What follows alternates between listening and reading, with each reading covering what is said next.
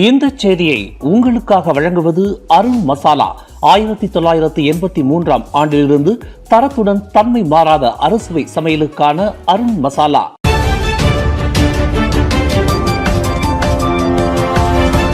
வணக்கம். திசைகளின் ஒரு மணி செய்திகள். வங்காளதேச பிரதமர் தாரிக் ரஹ்மான் மலேசியா வருகை, இரு நாடுகளுக்கு இடையிலான உறவை வலுப்படுத்த இருதரப்பு பேச்சுவார்த்தை.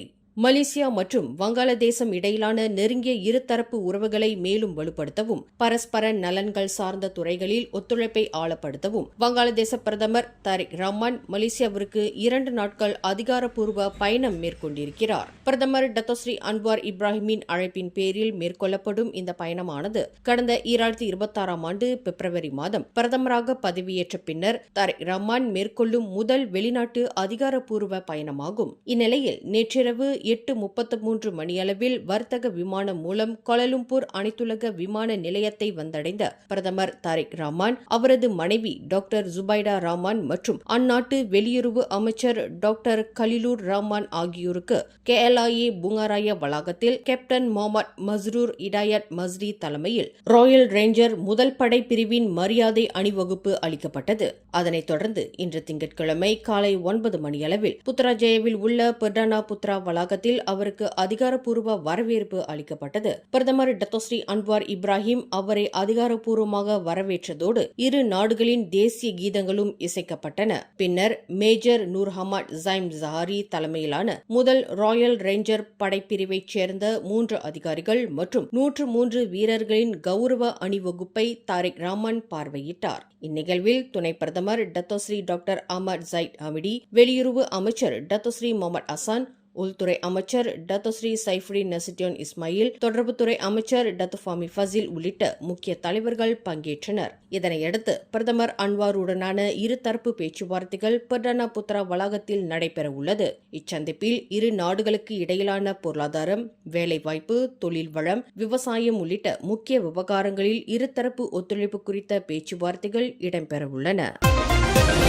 நாடாளுமன்றத்தின் எதிர்க்கட்சி தலைவராக டத்தோஸ்ரீ அம்சா ஜைனுடின் மீண்டும் பொறுப்பேற்றுள்ளார். அவரது பதவியானது கடந்த ஜூன் 18ஆம் தேதி முதல் அமலுக்கு வந்துள்ளதாக நாடாளுமன்ற சபாநாயகர் தான்ஸ்ரீ ஜொஹாரி அப்துல் அறிவித்துள்ளார். இன்று 15வது நாடாளுமன்றத்தின் 5வது அமர்வின் 2வது கூட்டத்தொடரை தொடக்கி வைத்தபோது ஜொஹாரி அப்துல் இந்த அறிவிப்பை வெளியிட்டார். கடந்த நாடாளுமன்ற அமர்வுக்கு பிறகு ஏற்பட்ட பல்வேறு மேம்பாடுகள் மற்றும் நாடாளுமன்ற நிலையான ஆணை 4A3 விதிகளின் கீழ் கிடைத்த அறிவிப்புகளை பரிசீலித்த பிறகே இந்த முடிவு எடுக்கப்பட்டதாகவும் அவர் தெரிவித்துள்ளார். கடந்த மே 20ஆம் தேதி வரை அம்சா ஜைனுடின் எதிர்க்கட்சி தலைவராக பதவி வகித்து வந்த நிலையில் மே 21 முதல் ஜூன் 10ஆம் தேதி வரை குமாமான் தொகுதி நாடாளுமன்ற உறுப்பினர் டத்தோஸ்ரீ டாக்டர் அஹமத் ஜம்சூரி மொக்தார் அப்பொறுப்பை ஏற்றிருந்தார். அதனைத் தொடர்ந்து ஜூன் 18 முதல் அம்சா ஜைனுடின் மீண்டும் எதிர்க்கட்சி தலைவராக நியமிக்கப்பட்டுள்ளார் என்பது குறிப்பிடத்தக்கது.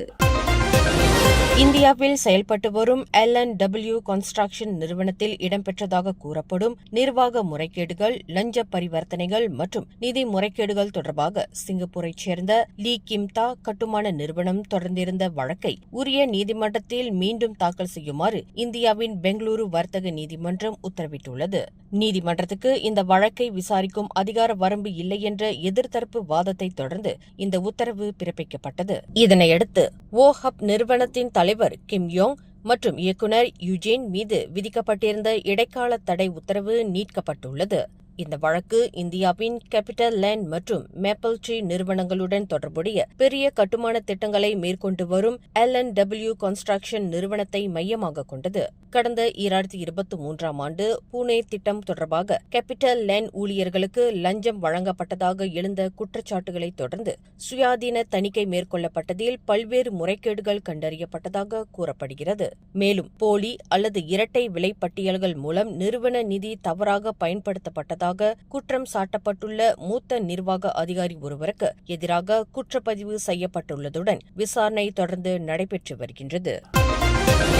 கடந்த வாரம் வியாழக்கிழமை முதல் தொடர்ந்து 4 நாட்களுக்கு புக்கெட்-அமான் நடத்திய சிறப்பு நடவடிக்கைகளின்படி 2012ஆம் ஆண்டு உள்நாட்டு பாதுகாப்பு சட்டமான சொஸ்மாவின் கீழ் தேடப்பட்டு வந்த 5 குற்றவாளிகள் உட்பட மொத்தம் 39 பேர் தேடப்படும் நபர்களை போலீசார் கைது செய்துள்ளனர். ஓப்ஸ் சாந்தாஸ் பிர்சுபாடு என்ற பெயரில் ஸ்லாங்கூர் மாநிலம் முழுவதும் நடத்தப்பட்ட இந்த அதிரடி சோதனையானது ஊராட்சி அமைப்புகள் மற்றும் குடிநுழைவுத் துறையுடன் இணைந்து மேற்கொள்ளப்பட்டதாக புக்கிட்டமான் குற்ற புலனாய்வுத்துறை இயக்குநர் எம். குமார் தெரிவித்துள்ளார். மேலும் மாநிலம் முழுவதும் நடத்தப்பட்ட இச்சோதனையின் போது 20 முதல் 83 வயதிற்குட்பட்ட 280 ஆண்கள் மற்றும் 69 பெண்கள் என மொத்தம் 349 பேர் கைது செய்யப்பட்டுள்ளனர். குற்ற செயல்களை ஒடுக்கவும், தேடப்பட்டு வந்த குற்றவாளிகளை பிடிக்கவும், சட்டவிரோத நடவடிக்கைகளில் ஈடுபடுபவர்களை கட்டுப்படுத்தவும் இந்த ஒருங்கிணைந்த நடவடிக்கை மேற்கொள்ளப்பட்டதாகவும் எம். குமார் குறிப்பிட்டுள்ளார்.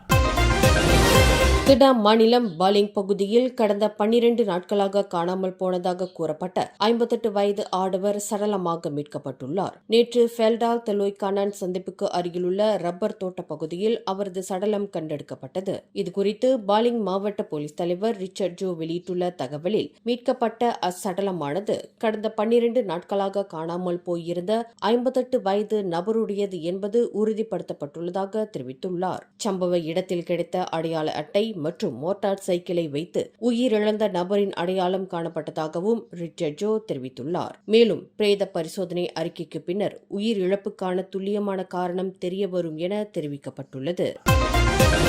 போதைப்பொருள் கடத்தல் கும்பல்களானது தங்களின் வாடிக்கையாளர்களுடன் நேரடி சந்திப்புகளை தவிர்த்து போலீசாரிடம் பிடிபடும் அபாயத்தை குறைக்கும் வகையில் தற்போது கொரியர் சேவைகளை பயன்படுத்தி போதைப் பொருட்களை விநியோகிக்கும் புதிய முறைகளை கையாள தொடங்கியுள்ளதாக குற்றவியல் நிபுணர்கள் எச்சரித்துள்ளனர். இதுகுறித்து மலேசிய தேசிய பல்கலைக்கழகத்தைச் சேர்ந்த குற்றவியல் நிபுணரான நூர் அஃபிசா யூசுப் வெளியிட்டுள்ள தகவலில், இந்த நடைமுறை உலகளவில் புதிதல்ல என்றாலும் மலேசியாவில் அண்மைய காலமாக அதிக கவனம் பெற தொடங்கியுள்ளதாக தெரிவித்துள்ளார். வாடிக்கையாளர்களை நேரடியாக சந்திக்க வேண்டிய அவசியம் இல்லாததால் குற்றவாளிகள் தங்களின் அடையாளத்தை மறைத்துக் கொண்டு செயல்படுவது எளிதாகி வருவதையும் அவர் சுட்டிக்காட்டியுள்ளார்.